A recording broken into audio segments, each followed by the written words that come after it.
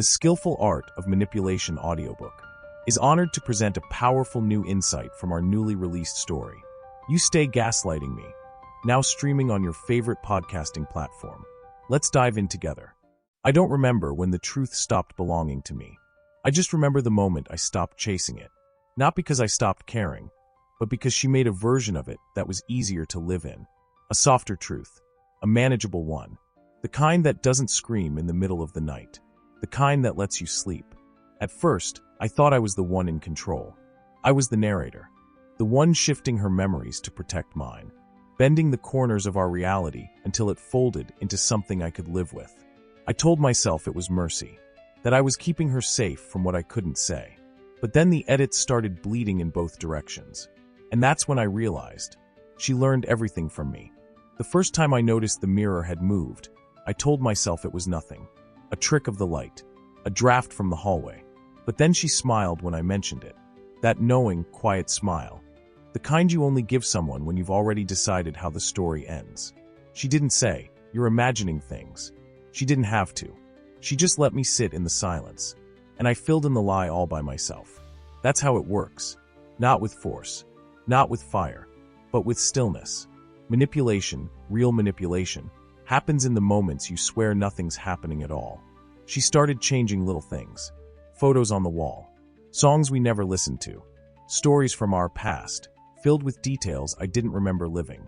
And when I confronted her, she blinked once softly and said, "You've been forgetting a lot lately." I started recording myself, just to be sure. I needed to hear my own voice, see my own words, find some record that I was still me. The recordings didn't help. They made it worse. One night, I played one back and heard her whispering to me in my sleep, "You're not the version I need yet, but you're close." I checked the timestamps. The file had been created before I ever hit record. I tried to leave. Twice. The first time, the door opened into a hallway I didn't recognize. The second time, the street outside was missing, as if someone had erased the world beyond the walls of our apartment. So I stayed. Not because I couldn't leave, but because I wasn't sure I'd know who I was if I did. She started giving me gifts. Little ones. A new toothbrush, even though I didn't remember asking for one. A coffee mug I'd supposedly broken years ago. A journal. Blank. Waiting. "Write it all down," she said. "So when you forget what's real, you can at least remember what you believed." But the journal wasn't blank for long. After a few days, entries appeared in handwriting that looked almost like mine, only neater, more precise. He asked me again about the photo. I told him he was remembering it wrong. He smiled. "That means it's working. Tomorrow, I'll move the lamp 2 inches. Let's see how long it takes him to notice." I confronted her. She didn't deny it. She didn't explain. She just said, "You always told me I was too forgetful." I stopped sleeping after that, because the dreams weren't dreams anymore. They were rehearsals, conversations I hadn't had yet, voices I recognized too well, and a version of her who always knew what I was about to say. One night, I found a locked drawer she had forgotten to lock. Inside 6 folders, each one with my name, labeled version 1 through version 6. The one still open, the one with fingerprints and smudges, was mine, version 6. Inside were transcripts, notes, emotional logs, behavioral responses, like I'd been studied, observed, measured, rewritten. I turned to her, demanded the truth. Who was I? What was I?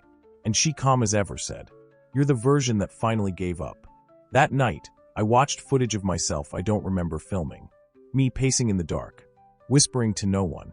She knows. I think I'm the last one. I think this version might hold. Another clip. My voice again. She doesn't need to gaslight me anymore. I do it for her. By the time I found the mirror again, I wasn't afraid. I touched the glass. My reflection smiled. But I wasn't smiling. Not out here. Only in there. And then she said it. The sentence that ended the story. "This version fits better. Now I wake up every day a little less sure of who I was before her. The apartment is clean. The sun is warm. She makes tea. I smile when she does. And when I pass the mirror, I don't correct it anymore. Because if I do, I might see a version of myself that remembers too much. Gaslighting doesn't erase you. It remakes you. Softly. Patiently.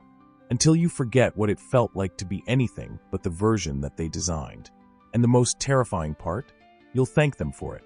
Because this version of you, the one that doesn't fight, doesn't doubt, doesn't break the story, it sleeps better, it smiles more, it fits. And deep down, if you're really honest, you never wanted the truth. You just wanted to be held by someone who could make it all make sense, even if they had to gaslight you into existence to do it.